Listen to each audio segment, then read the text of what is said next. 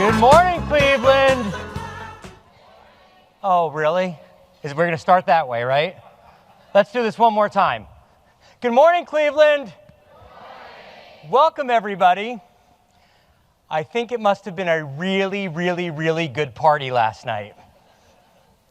So we're going to talk about disruption today, but before we do that, I want to be a little disruptive. We're going to have a workshop, which means we're going to talk to one another in groups, and I'd love to see those groups about 6 or more at a table. So if you're on the fringes and you're in a table of 2 or 3, please get up, move in, and make sure that you're joining other tables with 2 or 3 people.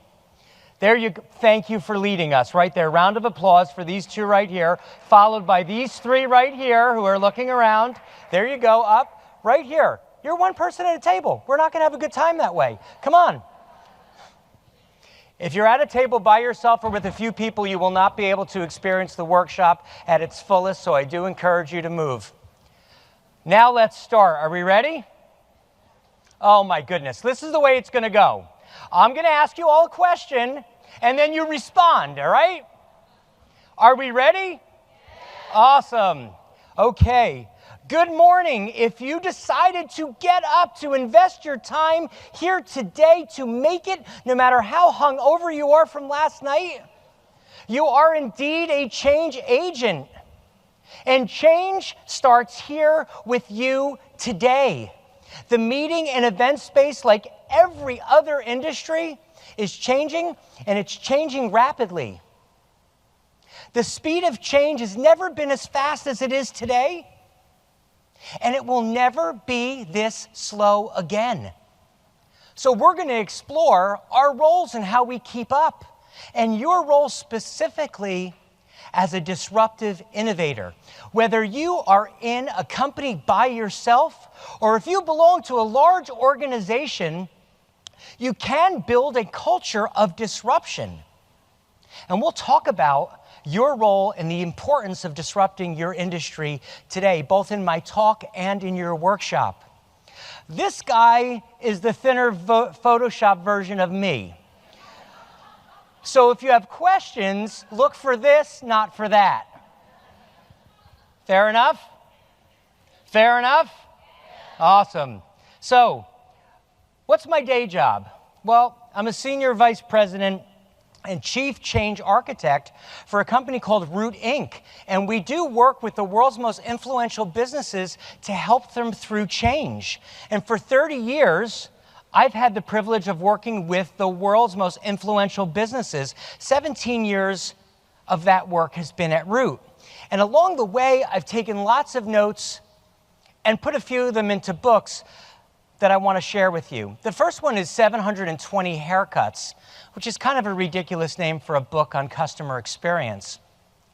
But what you might find interesting is that the book is based on my Uncle Melvin. Anybody have an Uncle Melvin? Raise your hands. There's one of you in every crowd. No, huh? Okay, we'll talk later. So Uncle Mel has been getting his hair cut at the same place for 60 years, once a month. That's 720 haircuts. So you say, well, he's loyal to the barber. Well, the barber's been dead for 40 years. His son's been retired for 10. The location has changed 3 times. Uncle Mel has lived in 4 countries. He's never missed a haircut. What drives that kind of loyalty with your customers? That got me thinking, and that's where that book came from, is that research. And then the other one that may be of interest to you is The Unbossy Boss. And that's really focused on if you want to change, if you want to transform your business, it's not actually the leaders that make that change happen. It's managers. And how do we help managers lead change and transformation? And then currently I'm in partnership with CBS on a video series called The Pot Stirrer, where I'm interviewing CEOs and heads of customer experience and transformation in a cooking show format, talking about their change in a cooking show format because, like you, I grew up in the meetings and events space. Went to school for hospitality and then culinary in my first career. Spent a lot of time planning corporate events and social events. So I'm really excited that you invited me here today because I feel that kinship. Can you feel it? Can you feel it? Are you feeling it? If you don't, you will. So I've got some promises for you. At the end of our time together today, you're going to walk out of here and you're going to have discovered the 3 secrets that all great disruptors, all great innovators have in common. And I didn't just pluck them out of air. This is years of research by the Root Research team. And then the second piece is you're going to be able to explore those canyons, those rifts that are in every one of our organizations that are preventing us from being great innovators and disruptors. And then finally, you're going to determine for yourself if you, as an individual, have what it takes to disrupt your business, if you're a company of 1 or if you're in a company of 1,000. And most importantly, can you disrupt the meetings and events that you're planning for your customers? Because that disruption is indeed your competitive advantage. Are you in? There you go. So, how many of you are having a great time of it in business today? How many of you are running a successful business and you're going down business growth highway and all is fine? How many? Raise your hands. So that guy back there, we're all going to take notes on what's going on there. Is business rough right now or is it good? Talk to me. Some it's good and some it's rough. Good. Let's talk about that. Thank you. For many of us, we go down business growth highway and things are great. And for some of us, things were great. And the road beneath us starts to crumble. The buildings on the side of us start to come down. Things slow down. Our phones stop ringing. Our email is clogged with, would you like to buy 2 days in Bermuda? Yes, somebody said yes. The response is preach. Yes. Well, if that's happening to you, that may just be disruption. Something is taking our customers' attention away from us. So what is a disruptor? Who are those disruptors out there that are thinking about business differently and capturing the hearts and minds of our customers? They may be in our industry, they may be outside of our industry. So I started right there on this last venture when I started to research disruption, and I saw some pretty interesting definitions. Let's follow this one. A disruptor creates a new market and value network and eventually disrupts an existing market. And this is the part that gets me, displacing established market-leading firms, products, and alliances. Displacing established market-leading firms. How many of you have either been in business or are working for a company that's 25 years or older? Raise your hands for me. That's almost everybody in the room. Would you consider yourself an existing market leader? This table caught on right away, right here. Do you want to be displaced? I don't like this definition. What it says is, in order to be a disruptor, you got to displace existing people. And I think, well, why? These existing companies, you all have the resources and the knowledge and the years behind you. Why can't existing companies be disruptors? So I went searching further, and I called my friend Miriam Webster, and I said, Miriam, what do you think? And Miriam, a guy, by the way, says to me, hey, look, it can be a company that changes the traditional way an industry operates, especially in a new and effective way. And nowhere in this definition does it say you're going to displace somebody who's been around for 25 years or longer. In other words, all of you can play in this field. You can be a disruptor even though you have an existing business going. So let's talk about some of those businesses out there in the world and how they're doing. And I've deliberately gone outside of your industry. So, Sears, disruptor? No. We're going to argue. Sears is indeed the great disruptor of 1896. flipping fantastic in 1896. How many of you have been around since 1896? So not relevant to you anymore, right? There's 2 hands over this table over here. So Sears, let's look at it. 1896, they say these amazing things. We're going to have the largest assortment of stuff under one roof. We're going to mail it to your house. You don't even have to leave. You can return any item that doesn't work out for you, no questions asked. And by the way, the more stuff you buy, the more points or rewards you're going to get. Oh my goodness. Is that amazing? Raise your hands if that's amazing. It's amazing. But does it sound familiar? Does it sound familiar to you? Who else makes the exact same promise? Amazon. So 100 years later, Amazon comes out and says, I have this great idea. Let's take all the world's stuff and put it under one roof and mail it to people. And we'll put it in a catalog online. And then we're going to let you return it if it doesn't work out. And by the way, the more stuff you buy, the more rewards you get. Oh. How many of you are Prime members? Raise your hand, please. Okay. Keep your hands up, please. Please keep your hands up if you went to a Sears in the last week. 1, 2, 3, 4, 5. How many of you were returning something? I'm kidding. That's the wise guy part. Okay, so 350 people are Prime members. 4 people went to Sears. Sears people, are you also Prime members? Raise your hand. Okay, 2 of you are. Awesome. The other 2 of you, talk later. We're going to talk about things like smartphones and apps, and there's a whole tutorial, okay? 1896, we've got this wicked idea. 1996, the same idea comes to bear. Amazon has, in fact, perfected Sears innovation. My question to you, and I'm really looking for an answer, is why isn't Sears Amazon? Why isn't Sears Amazon? Why isn't Sears Amazon? Yell it out. It's a big room. They went to brick and mortar and then failed. They went to brick and mortar. They stayed in brick and mortar. There was a time when going to catalog to brick and mortar was a good idea. Is it still a good idea? Did they stop doing it? They failed to change.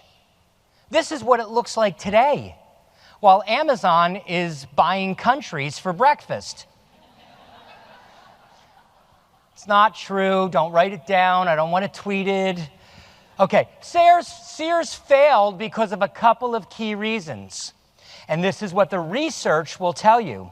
There was denial, and I want you to think about this for you, your industry, your business. Start here. Your industry, your business, and you. Denial. Refusal to admit a need to change. Number 1 reason why Sears failed. I've got a problem and I'll do something about it. They never said it. 2, insularity. If the leaders were on the 50th floor, the saying was, bad news never goes past the 49th floor. Why? Because the leaders are on the 50th floor. I don't want to hear it. I'm fat and happy. All is good. Paralysis. When Sears was faced with the blatant marketplace changes, they jumped on exactly 0 bandwagons. Hey, why don't we get together with another failing retailer and then own even more dying real estate? They jumped on 0 new bandwagons. They doubled down on the old. So let's talk about change. This guy here, he's a caveman. Caveman came up with 2 really incredible innovations. The wheel, as depicted here. What else? Fire. Cool. Really cool. What do you think the time frame was from that first chiseled out wheel to the time it was put together with an agricultural cart for farmers? How many years went by before that wheel really maximized its use? 10,000, someone said. That's sort of a common answer I get. I had a paleontologist in the audience last week who told me 200,000. I don't know. A bucket load of years. Let's say 10,000, that's reasonable. Between that horse and buggy and the first car, more or less years.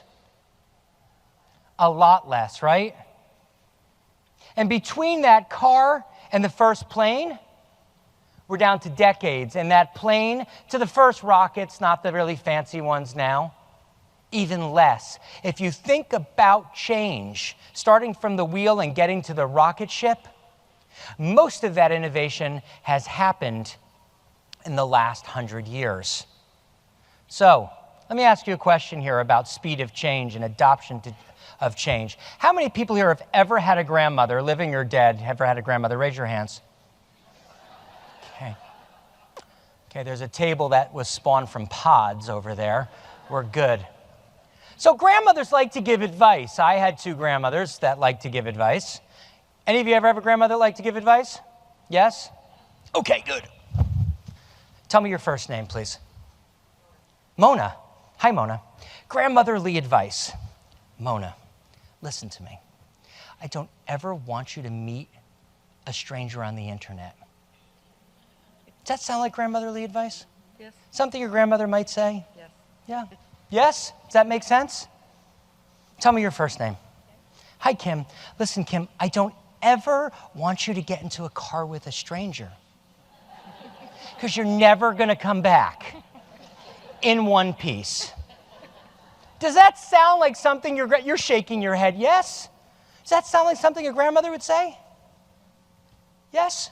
Yes. I promise you got petrified. Is he going to come and pick on me next? I am going to come and pick on you. Hi, Patty. How are you? I'm terrific. Good. What's that a picture of, please? Karaoke in the car. It is karaoke in the car. How did you know that? You're so smart.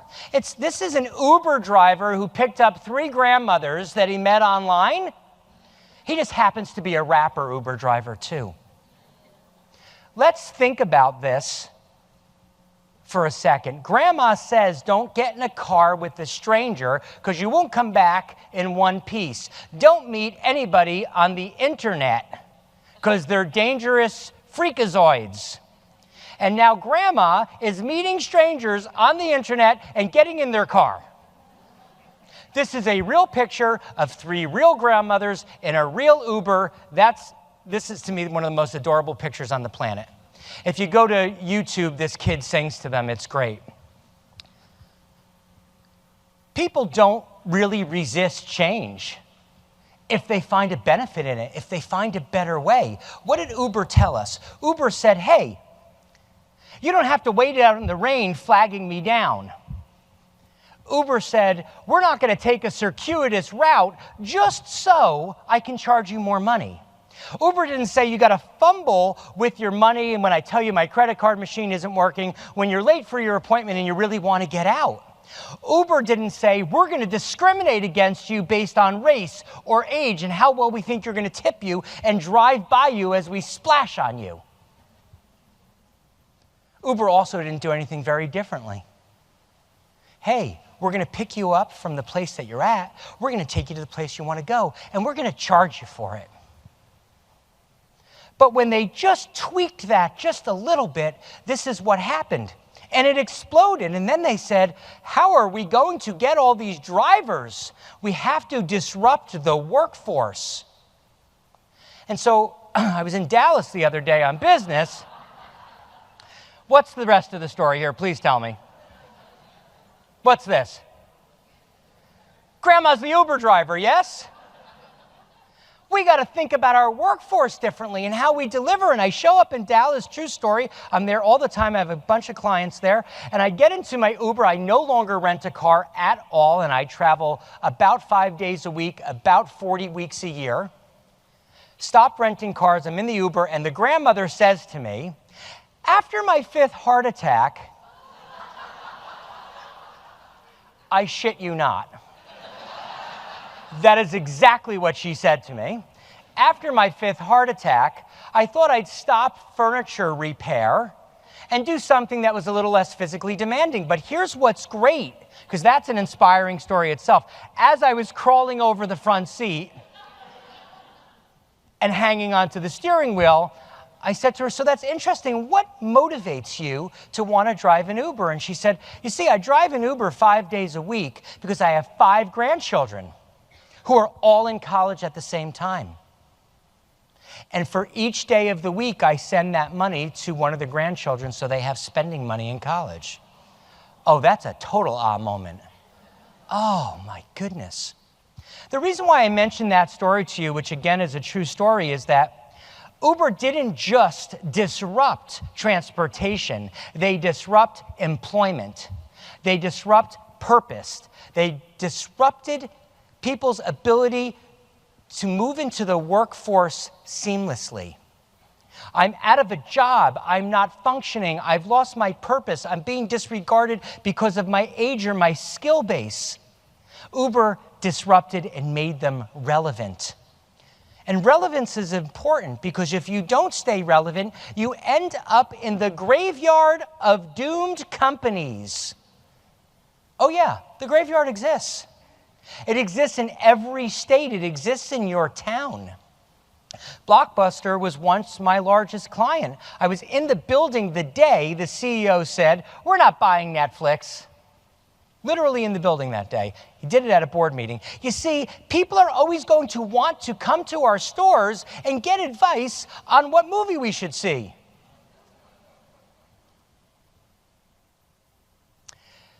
Hey Siri, search Rotten Tomatoes. Reviews for book club. Total chick flick, by the way. My wife dragged me there the other night.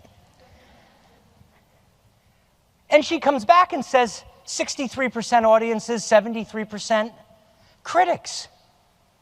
By the way, people are always going to want to come to my store. I don't want to get up and go to the refrigerator. Have you seen these new couches with refrigerators built in under the armrest? I'm not kidding you. They exist. You plug in your phone, it vibrates, and you open up an armrest, and there's food in there. I don't want to come to your store. They fail to see that. Borders, also a client. It's not my fault on both of these. Borders, also a client, failed to jump on the change in the way people wanted to manage their content. And Kodak we'll talk about today. So, all right, enough. You get it? Companies fail if they don't disrupt. Companies who disrupt think about the marketplace from the customer's mindset. I don't want to wait in the rain and hail you down. They sit in the customer's seat. So who's getting it right? Well, there are companies that exist out there today that are powerful big companies who are innovators. It's not just the Ubers of the world. Target, they've been doing a little of this and that. You're going to see them do this again, I promise you. Southwest, still killing it. Starbucks, Walmart's buying up stuff like crazy right now to stay relevant. And Aldi's, the cheap, low-end store brand company, is opening up gourmet markets everywhere. These companies are keeping up. So a few examples of that. Starbucks manager, frontline manager of a store says, you know, when it gets hot, I see a decline in my customers. I'd really like to do more business here. And one day he's cleaning out his kitchen cabinet, true story, and he finds a blender that he hasn't used in a while. And he pulls it out and he takes it to work and he says, we've got coffee and we've got cream and we've got ice and we've got syrup. What if I shove all that in the blender? What's that called? Frappuccino. If you look at Frappuccino on the line of a Starbucks planning budget and you follow it all the way over like this to the end, it's got a 1 billion next to it. The dude brings a blender from home. Not kidding. And he had all the stuff there. Everything was right there. And so McDonald's, I remember when I was a kid, now I'm 107, so when I was a kid, it was a long time ago, right? I remember when McDonald's came out with breakfast. That was a big deal. They revolutionized QSR, quick service restaurants, with breakfast and became this national and international chain serving breakfast. It was disruptive. Okay, well, I think that was 10, when I was 10, which is 44 years ago. Do the math, I'm 107. I think it's 44 years ago. So what's the big deal? Well, here's what happens 44-ish years later. They added the words. Are you ready? I'm going to want you to ask you to repeat these words. Yes, sister. Say it loud and proud. What is it? Stand up and yell. Yes, you. With the sweater. Stand up. Yes. You said it. What's your name? One more time. That's it. That's all they did. That's all they did. They went all day. And their stock went nuts and the industry went nuts. Sales went crazy. Sometimes on the road, I eat 3 of them in a day. It's my favorite food. It's obnoxious. One of my love handles is named McMuffin. The other one is named Popeyes. It's a whole different story. But this is what they did. They just said all day, and they turned the industry on its ear. My point in these 2 stories are, when you think about being a disruptor, an innovator, a disruptive innovator in your business, a lot of times you have the stuff already. A lot of times it's right there. Let's think about this in our industry where people travel a lot. How many years has luggage been around? Forever. The caveman had luggage. Right? It's like a Tyrannosaurus Rex skin over a spear with his stuff in it. How long has the wheel been around? The caveman had the wheel. I don't know if he really did, but kind of go with me, right? Thematically. When did we put those 2 things together? It's like yesterday. It put an entire group of people out of work. It revolutionized the way people travel. The big issue now when I'm on planes is there's usually some person who's not all that strong lugging something on wheels because they can put 400 pounds of bricks in their suitcase. And the problem is they can't lift it into the overhead. But it really revolutionized something. But those 2 things have been around forever. And just yesterday, we decided to smush. You got to smush, people. Write that down. It's a writable moment. I got to smush. There are 3 keys to being a disruptor. This is really important stuff. 3 keys to being a disruptor. Yesterday, you learned a little bit about purpose, yes? Purpose obsessed. What is your purpose? Why are you in business? You've got to constantly be focused on that. We're going to talk about that in detail. You have to have an entrepreneurial culture in your business or spirit in yourself if you're a sole practitioner. And ultimately, you have to deliver a unique, distinctive customer experience.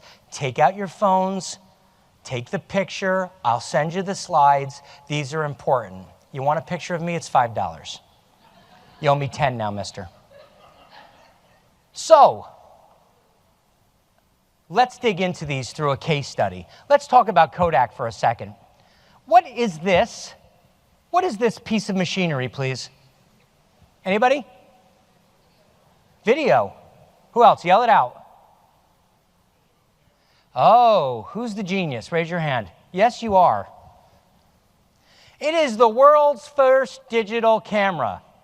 Anybody remember Gilligan's Island? Raise your hands. Oh my God, people are getting younger all the time. Gilligan's Island, there was the professor, yes? He could take like a vine and sand and make a transmitter radio. That's what this kid did. There was this kid, this intern, who was working at Kodak. And he puts together a tape recorder, a video player, some spit, paste, and an old switchboard, and he comes up with the world's first digital camera. Steve Sasson in his 20s, as a new employee or an intern, it depends who you talk to, comes up with the first digital camera. What do you think Kodak thinks about that? Shaking your head? No. Yell it out. Happy or sad? Not our business. They say not our business. I flipped past this quickly. I'll remind you what Kodak said their purpose was. Share moments, share life. Share life's moments. How would you like to get up every day and help people share life's moments? Would you like that?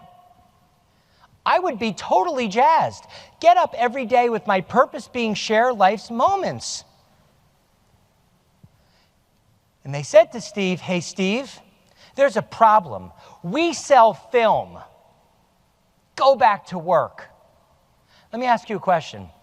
Can you share life's moments through digital photographs?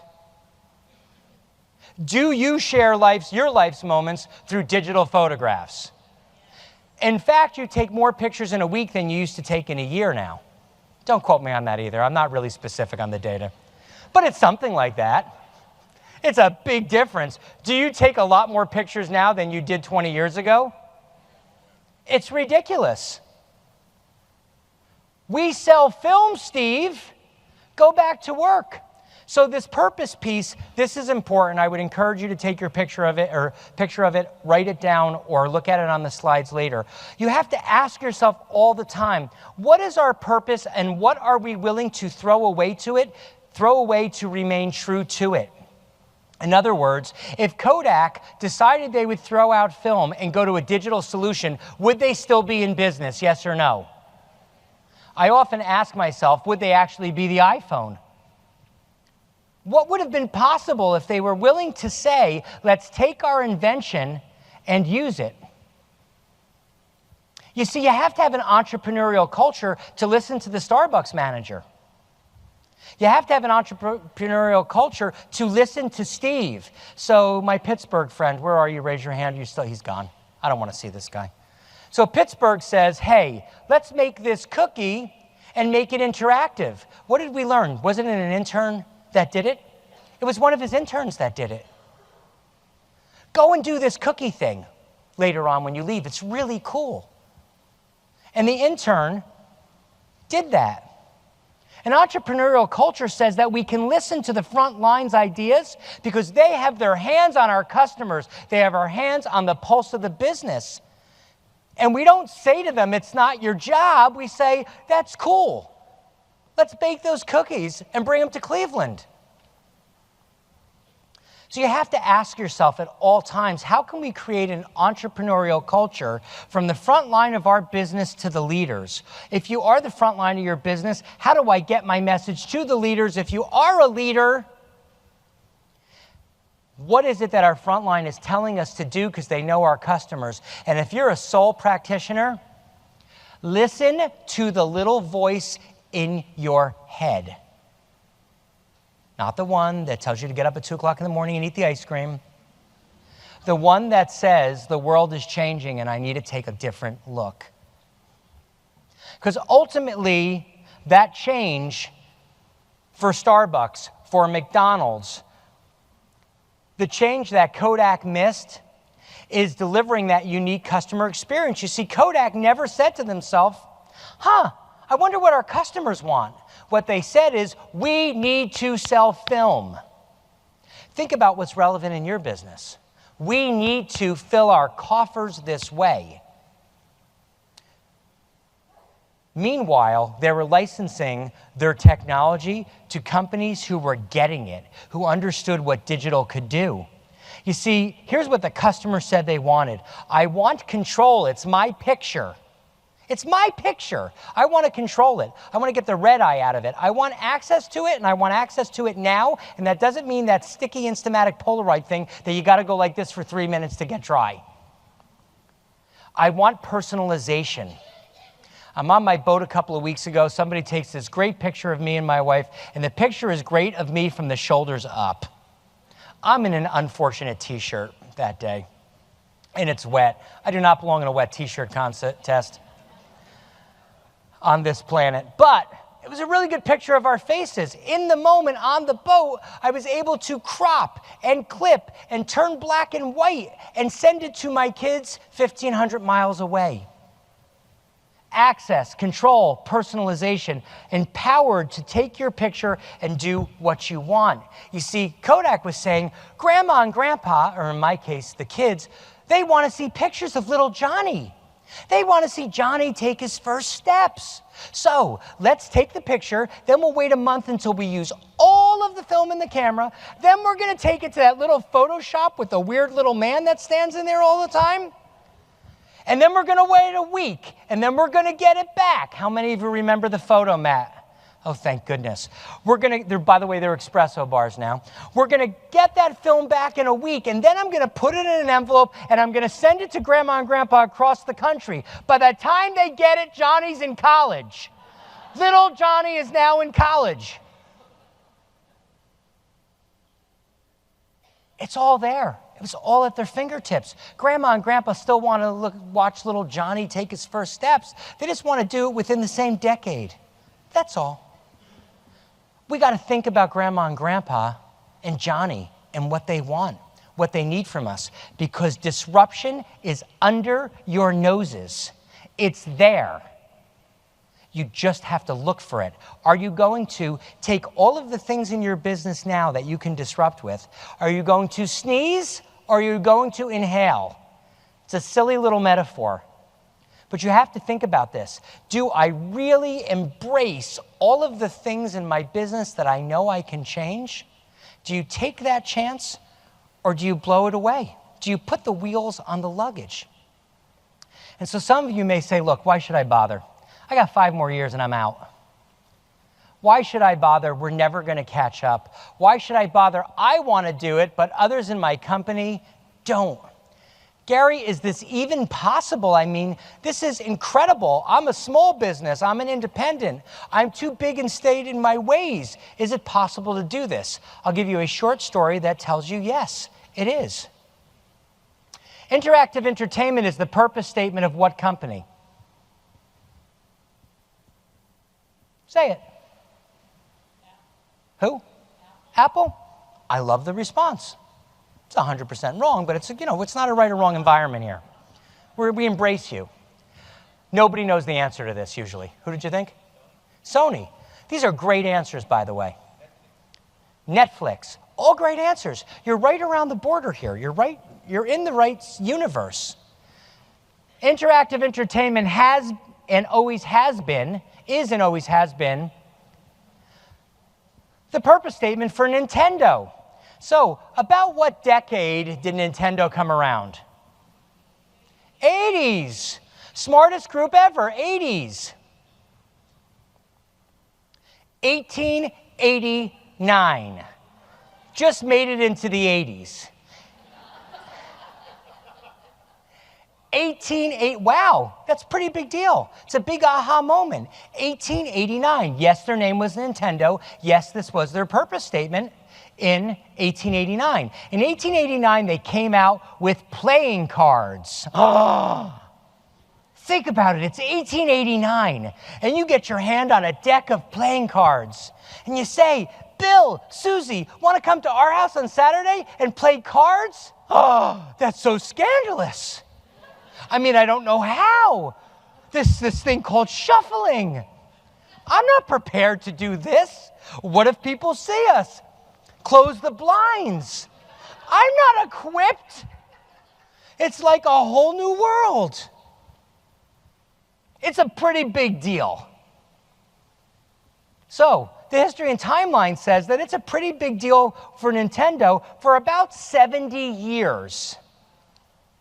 70 years in the 50s come and it's like, hey, let's play the game of life. Chutes and ladders, mystery date, Candyland. And that evolves into the 60s and then the 70s. Ms. Pac-Man is showing up on college campuses in the late 70s everywhere. And that means that Ms. Pac-Man needs to show up in the form of Atari in the homes or the home arcade, which then went to the handheld arcade, which then went to Wii, and we can go on forever until you find yourself at 10 o'clock at night chasing a make-believe cartoon character in the dark in a park. How many of you have done it and don't lie to me? Pokemon Go. And now I think the new thing is Switch. It's all Nintendo or Nintendo IP. Can they get up every day with the purpose statement that we will create interactive entertainment? Can they? Can they get up every day and say that is their purpose? Yes or no? Are they delivering it? Hell yes. Let's just take a look at these stories. Nintendo in 2018 has a market cap of $54.4 billion with a B. Put your pinkies on the corner of your mouth. $billion. Sears, $249 million. Their birth dates are 7 years apart. And 7 years is a pretty big deal when you're talking about 120. Operating profits, Nintendo, Sears. I can't even update the slide anymore. It's ridiculous for both of them in the opposite directions. So, the question I usually ask here that I will ask you is, where do you want to hitch your wagon? Where do you want to hitch your wagon? Nintendo, or a company like that. So are we Nintendo or are we Sears in this industry? Let's start to think about it specifically for you. We have a challenge right now in the industry and in our own companies. You know what? We're different. The same rules don't apply to us, is what I hear. I only need another 5 years. I've said that to you before. This too shall pass. You know, we're just in a wave. We're just in a rut. It's secular, our business. You know, this thing will turn around. We just got to ride this out, and we're going to be on Easy Street again. Take a big black magic marker and go on this slide. It's all nonsense. You have to change. You have to change your industry. Disruption is absolutely your key to survival. Without disruption, you will go the way of Blockbusters, and every single one of you are involved. So, I want to get you on your feet. This is the interactive part. On your tables, don't do anything yet, is a very large format white sheet. I'm going to ask you in a moment to move the number and move the workbooks. And we are going to have a group dialogue, a group conversation. I am begging you, yell out your answers. We're going to have a conversation with hundreds of people in a large room with a 75-foot ceiling and a short old guy in the front of the room leading us. I need your full participation. So, if you're at this end of the table on the corner here, sir, would you stand up for me? If you're in this guy's spot, please move the workbooks and the number over. And if you're in the opposite spot over here, please turn your canyon over so that it looks just like this with the canyon words upside down to me. So pretty, she says. Yes, it is pretty. And everybody, I'm going to ask you to stand up.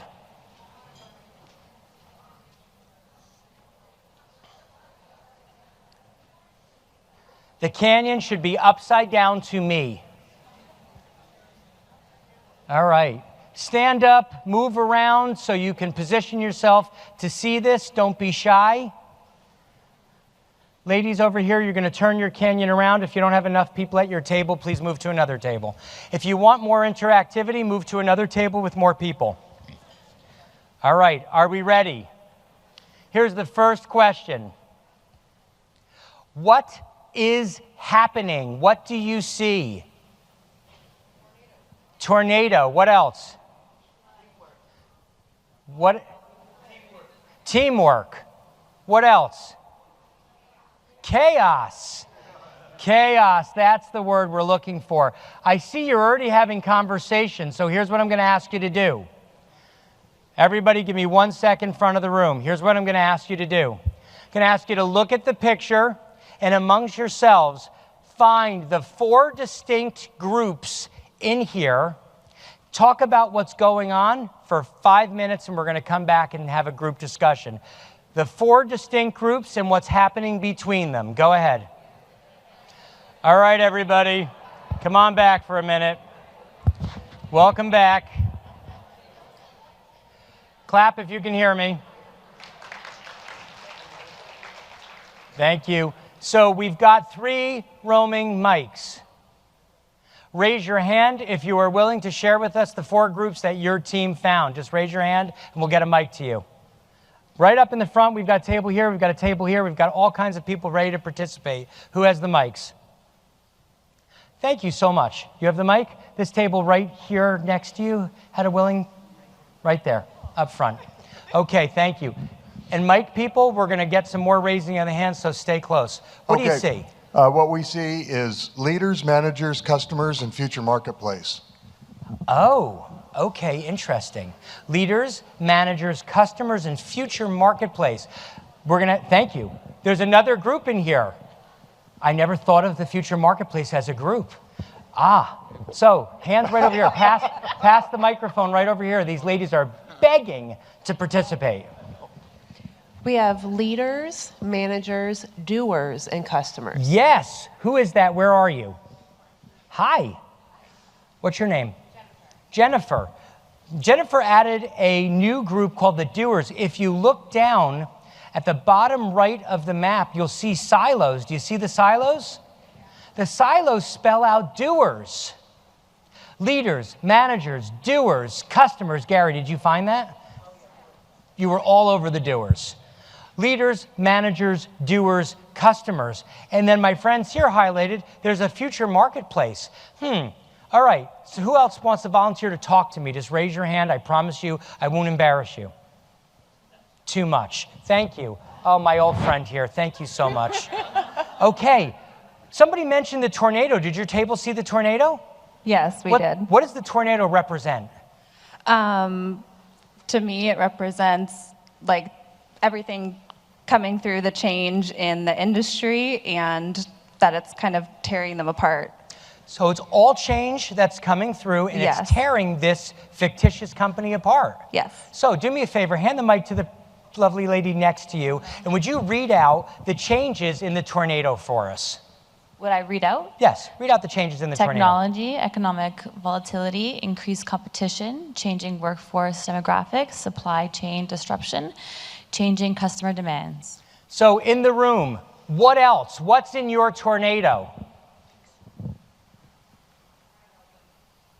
Yell it out. What is in your tornado? The change in the commission process. I heard that before I came. Is that a big deal for you? How much control do you have over the change in the commission process? 0. How much control does this business have over the tornado? We oftentimes don't have control over the market forces that are coming after us. It's how we react to it. We've got to think about what our plan is to react to this. So let's take a look at this, and I want to break the room into 3 groups. The first 3 rows here, you're leaders. 1, 2, 3. Second 3 rows, 1, 2, 3. You're managers. And the last group of 3 rows, you're doers. Are you with me? I need a volunteer from each group, and I need each one of them mic'd, please. Leader, I need a volunteer who's willing to read out loud with gusto. Thank you, sir, in the back. Gentleman with the gray beard and the tall arm and the shiny head. All right. I'm on my way, buddy. I'll be there next week. All right. So you are our leader, okay? Manager, over here. Who's our volunteer for manager? Thank you so much, Pirates. Pirates. Oh. Manager, good. Right up here. Good. Can we get a mic here? Do we have another one? Yes, thank you. Who is our frontline doer? Best high school drama voice. Yes, sir, in the smart-looking sport coat. It's none of that Men's Warehouse nonsense either. That's top-end stuff right there. Okay, are we ready? Leaders, managers, and doers, do you see the 3 blue thought bubbles to the left of the map? One by the leader island, one by the manager island, one coming out of the doer. Do you see those?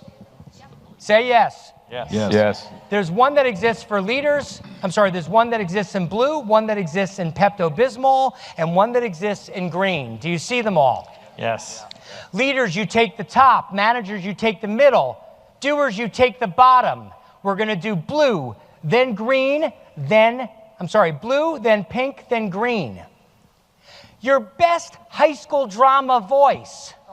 Thanks, Derek. Now, for the other 397 of you, you have to act out what they're saying. So leaders, as your spokesmodel is talking, you have to talk to your managers with your hands. Are you with me? Sir, tell me your name. Paul. Paul. I had a business partner that looks just like you that's name is Paul. That's not a joke. We have to talk later. Sorry to hear that. Okay, I thought maybe you were he. Okay, so, Paul, you're going to start us off. Leaders, over to managers, physical gesture. Managers, you're going to talk, and so on. Doers, all the way back to the leaders. Are we ready? Paul, do not screw this up. I beg you. People will laugh you out of this building. No pressure. Yes. Paul, go. The strategy is done. Now it's time for you to execute it. Oh my God, that was great. Round of applause. You killed it. You better bring it, because Paul is on his game. And everybody there did great hand motions. You ready? Answer them. Great. But what does that mean for me and my team? Smartly dressed man. Seriously? They just don't get it.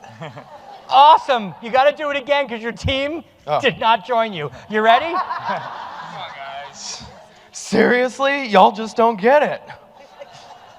Fantastic. Let's go to pink. Paul, kick us off. Do as I say, not as I do. I'll do what my incentive packages tells me to do. This is the motion for that. This is the money. I'll do what my incentive package tells me. And over here. I guess I'll just keep doing it the way I'm comfortable with. Guys, really? I mean, you got one of the great voice talents in Cleveland, and you're all... Thank you. Come on. We got some Barry White going on. One more time. Look at the words. What's your physical actions here? Go ahead. Good. Say it one more time. Wait, which one? I guess. Hey, Paul. We're not on to green already, are we? Let's go to green now. Okay. Paul, take us to green. Take us home. We have to go fast, and we can do this. No problem. You guys are the best. Go. This is a big change. I'm not sure we can make it happen. Good. Nice hand gestures here. Front line, bring it. Your last chance. I don't know how to do this. Yay! Great job.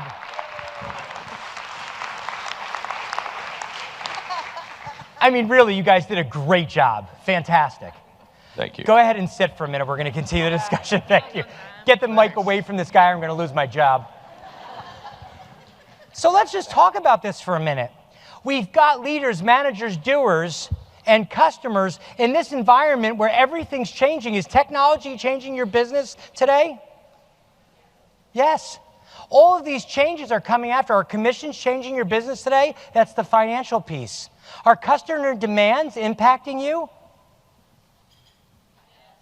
Do your customers want different stuff? Leaders, managers, doers are all in this canyon, and this tornado is ripping us apart. How many of you believe you have a strategy for change in your business to combat this changing world, this tornado? Raise your hand. There's 4 or 5 of you. That's serious. For those of you who already have a strategy, we have to think about, are you aligned on that strategy? And can you bring that strategy to life? And for those of you who don't have a strategy, let's look at that leadership table. Whether you're a party of one at that table or you can influence that table, those leaders need to design a strategy for how we're going to change. What we know is this: customers will always have a choice.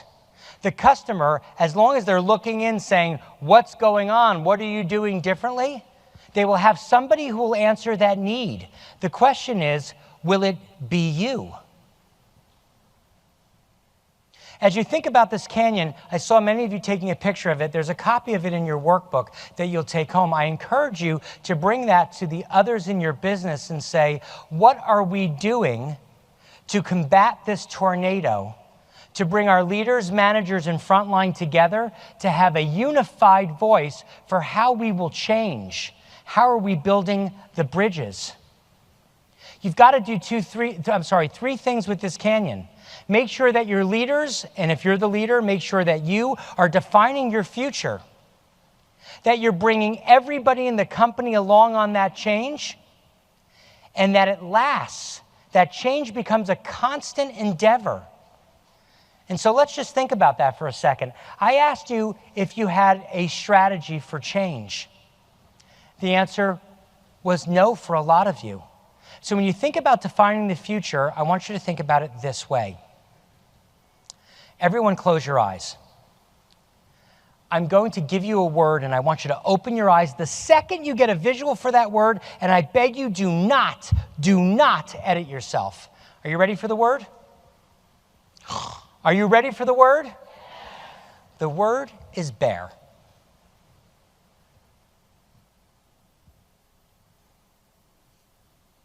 Open your eyes the second you get a mental image.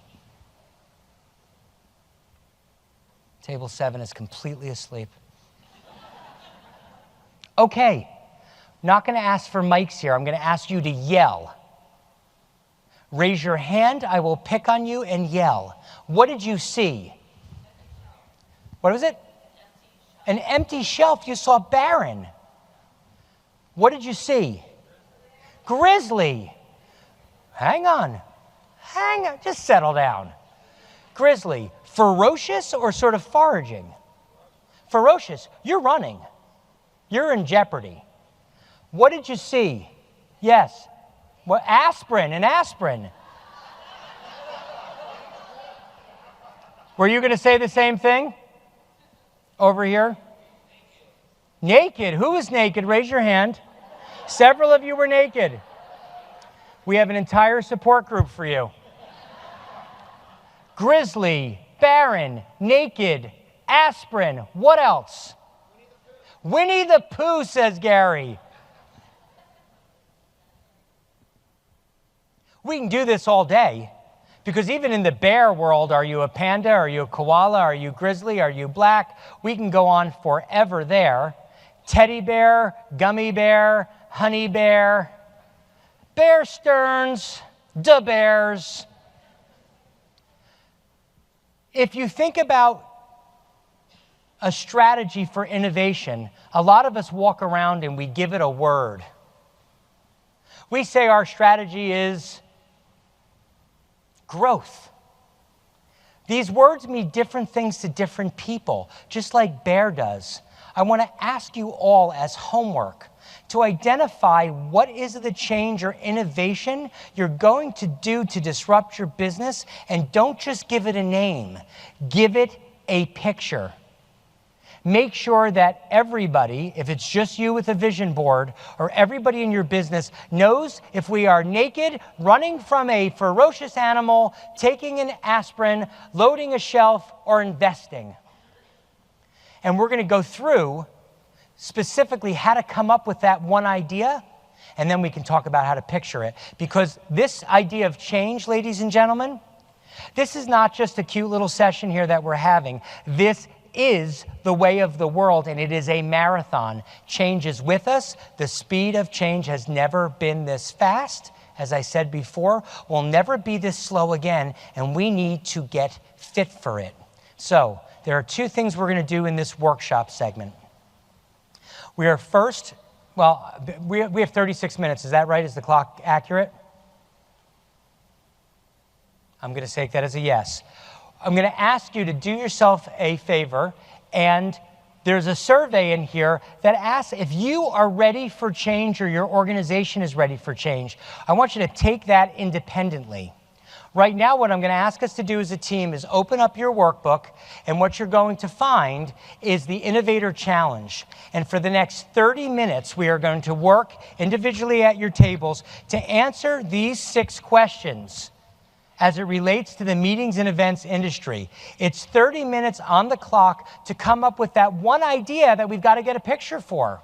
What is that one idea for your table that will innovate and disrupt your business that we can share back when we get home, that we can find the picture to help us describe? Are we ready? 30 minutes, this is not individual, this is your group experience. The questions are in front of you. You can fill out the answers. You're going to come up with one innovation. And 3, 2, 1, go. 30 minutes and we're back. So the first thing that I observe is that you all like talking to each other. Do you all like each other? That's nice. So I want to do a little bit of a debrief. How many of you got all the way through question 6? Raise your hands. Oh, good. You're awesome. For those of you who didn't, please take it back and finish it yourself. Here's a reminder. You can't take the canyon maps. I already saw 1 or so lifted and a few more in this. They unfortunately are not yours. We're going to take them to the next conference, and the organization has to send us money if you take them. So sorry, but they are in your workbook and they are on the rootinc.com website, and you can download them from there. So that was a PSA. Now on to the real stuff. So I think that I got some real energy in the room that people want to volunteer, and we have our runners, raise your hand runners with the mics out. There's 2, 3 strategically placed. Let's just start with, what were some of the assumptions that you had about your business? Hey, this is just the way we do it. That's how we get things done here. What were some of your assumptions? Raise your hand so that we can get you a mic. Sir, right here. Right between, you have these women fighting over you, right here. Yes. Thank you for being brave. Of course. Our major assumptions were kind of similar, but it was that the clients need us in order to get what they want, whether it be from a destination standpoint or from a technology standpoint. Customers need us for destinations and technology. Great. Would you mind sharing with us how you challenged that assumption? So we were talking about that, and we thought that eventually it's probably not going to be the case. So it's how can we add additional value outside of what we're currently assuming why we are needed. But we didn't come up with any specific, like, okay. What is that idea? So don't bash yourself. We're good. That's okay. Your assumption was customers need us for these 2 areas. In the future, they may not need us here as much. So what other value can we add that they'll still come to us? That is really the genesis of this experience. Just that aha, well, what we're doing and what we have pride in, film, may not be relevant in the future. Thank you. Who else has an assumption they want to share from the group? Thank you, all the way in the back. And if you wouldn't mind standing up when you're talking so we can all see you, especially me. You'd like me to stand? Yes, and All right. And your name is? My name is Tana Pierman, and Tana, I'm from Reno, Nevada. Reno, Nevada. And who are you wearing today? Oh, Tana. It's a special little ensemble. Thank you. So our assumption is that our customers are afraid of change. So we don't want to change our programs because there's a fear that they won't recognize them or want to come to them. And the reality is they probably want us to change them. And so taking the change and owning it if things fail. Making the change. Sorry. Owning it There. if it fails. May I add something to that? That's very inspiring. Is it also possible that you're going to lead the industry and lead your clients to something that they never thought of for themselves? Yes, absolutely. Awesome. Thank you. How many of you that got all the way to 6 came up with an innovation that you feel you can go and try when you get back? Just raise of hands. Oh, good, right here. Thanks. Who wants to volunteer at this table? Hang on, we're going to get you a mic. Lots of people running towards you. Lady in blue with the orange lanyard. There you go. I may have gotten a little too eager because I don't have the actual answer, but my personal challenge that I shared with the table is I work for a hotel company. I'm doing a presentation tomorrow. And how do you get away from the pat? You walk into a room, as the hotelier, you're in the front, you're introducing your product to the meeting planners who have sat there for 5 weeks listening to someone every week come in and talk about how unique and different my brand is. And how do I make that innovative and special and educational and experiential? And I've got some ideas from this, but I really want to work on that and gel it a lot more. So thank you for identifying that. I've got some ideas from this, and I want to go back and work on it and gel on it. We're not curing it in the 26 minutes that we spent there. This is a catalyst to think about it and to bring it back home. I'd love to hear from one other table. Thank you. Hand up right behind you. There you go. Thank you. Tell us your name. Hi, where you're I'm from. Leola Daniels Hi, with Leola. Destination Cleveland. And our group came up with one of the memorable innovations. And this actually came from one of our hotel partners. And as a citywide, we have a tendency to have 13 hotels to have a citywide. That's just how it is.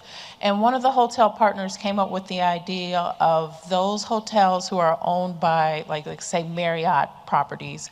They all have one contract in which they can present, which would cut the contracts down to like 8 contracts instead of 13. So we are looking at that as one of the ways to make it easier to do business with Cleveland. Awesome. Thank you. Yeah, that's clap-worthy. They're all clap-worthy. Let's do it. So I'm looking at the time, which is 5 minutes left. And I'd love to hear more, but I'm going to give you a word of encouragement and a little bit of a story here. This 6-question experience is meant to have you think differently. And for you to have this conversation with others in your business. One of the challenges coming here today was, I wanted to do this experience, but I know you all do different things. So I elevated those questions to be industry-wide. But what if you modified these questions for your business specifically? So I lead marketing at Root. It's one of the jobs I've had over the last almost 18 years. And I took it over last year, and I sat down with the marketing team, and I did this experience. And I said, what are some of the assumptions we have? And the marketing team said, well, we know that 9 out of 10 clients who come to one of Root's offices sign a contract with us. That's much higher than when we send people out in the field. It's the office experience that they like, and we need to get more people to come to our office. Our decision makers are usually CEOs. There's not a lot of CEOs that want to come out of their office. So I asked the group question 3. How can you challenge that assumption? And by the time we got to number 6, the innovation was, if the office experience is so good and we can't get CEOs to come to us, let's bring the office to them. Well, how do you do that? Long story short, a couple of months ago, I had a Rockstar bus delivered to my office, completely customized as a Root office, inside and out, and started the Root Road to Change tour. Now going to 16 cities and being extended every week by new clients. And we are hitting little clients like Allstate Insurance, Arby's, American Airlines, Cisco Foods. You get it, right? And the CEOs, all they have to do is get on the bus and have that experience. So when you think about this, you have to think about, by the way, the results are that every stop we've had, we're getting 1 or 2 new business opportunities just like we do in the office. And the reason why I share that with you is that this exercise is meant for you to take the Acme TNT and go, poof, And think about things in such a way that your customers would go, oh my goodness, that is really cool. Or, what the hell were they thinking? That's ridiculous. But that's the leap that you have to take. This bus, which is going to cost hundreds of thousands of dollars over this tour, either has to pay back millions and millions and millions, or it's going to explode in our face. And those are the risks that I ask you to think about. Do things that you're comfortable with financially, obviously, but to think about what is so scary and so exciting at the same time that if it works, our business is revolutionized. And if it fails, I may have to send out my resume. What's the expression? If it doesn't excite you and scare you in equal parts, it's probably not worth doing. So I hope that this experience has been one that just inspires you to go back to your teams and think about, how are we going to disrupt our marketplace? How are we going to innovate? And I want to give you that question to take back to your teams. What will we do? What will we do to disrupt the marketplace so that business growth highway we're on gets smooth sailing, continues to grow for us? So, what's going to equal parts excite you and scare you? What will you do to disrupt your marketplace? And that is both your challenge and your call to action, because you are change agents, and change starts here today with you. And with that, I will ask if anyone has a question or two. Happy to take one or two now, and I will also stay after for any questions.